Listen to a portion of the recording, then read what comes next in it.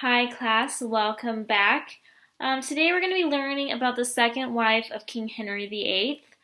Yesterday we learned about his first wife, Catherine of Aragon. We know that she was from Spain. She was a devout Catholic, and she was also the mother to Mary Tudor, who would become Bloody Mary because she persecuted the Christians and so that's how she got her nickname, Bloody Mary. But anyway, we're going to be learning about the second wife of King Henry VIII, also known as Anne Boleyn, Queen Anne. We're just going to be learning a brief history for today we're going to be learning a brief history up to when she became Queen of England. And so what we're going to do is I'll give a little brief history, and then I'm going to ask you guys to get on your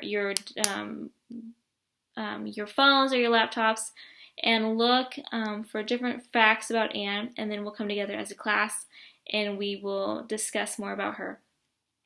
So that'll be a little exercise in a little bit. For right now, I'm just going to give you a brief history. So please make sure that you're taking notes because there will be a quiz about her tomorrow morning when we meet for class. Okay, so let's begin. So Anne Boleyn, she was born to Sir Thomas Boleyn and his wife, Lady Catherine Howard. She was born around the year 1501. Anne lived in France for a bit of time. She returned to England when she was 21, and she lived in the court of Catherine of Aragon. So that's how she got to be known in England, or be known to King Henry VIII, because she was in the court of his wife.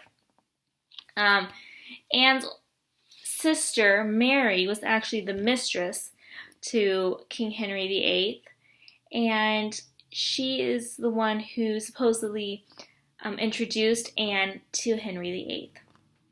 And so when she introduced them to each other, he was in love with Anne. And they exchanged love letters, and he told her in a letter, like, if you are my only mistress, I will be devoted to you only, along those lines. And she rejected this at first, and rightly so, because if she had this much power over the king, she saw herself that she could be in a much higher place. And it wasn't before long when Henry VIII wanted to divorce his first wife. And in that case, he would need to go to the Pope and ask for a divorce. And the Pope refused him when he did.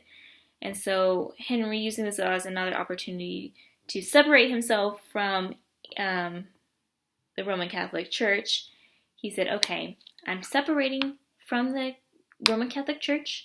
I'm going to create the Church of England. We're going to have nothing to do with Rome, and then I will get my divorce. So he kind of used his love for Anne as a excuse for separating from the Roman Catholic Church. And so when he did that, he got a divorce from Catherine of Aragon, and Catherine was sent away to live, and Anne then became queen. She was already pregnant, and she became queen. And so that's just a brief history of how she got to where she was. So what we're going to do now is we're going to do the exercise what we talked about before. So get out your phones or your laptops, and I want you to look up some facts about Anne Boleyn, leading up just from when she was a child to when she became Queen of England. And then we'll all meet together. We'll all get back together and we'll discuss what we have found about her. So I'll give you about 5 to 10 minutes and to find some information. If I see you guys looking up anything besides Anne, then I'm going to take your phones away and you're not going to get any participation points for today. So get to work and then we will discuss more. All right? Sounds good. Okay.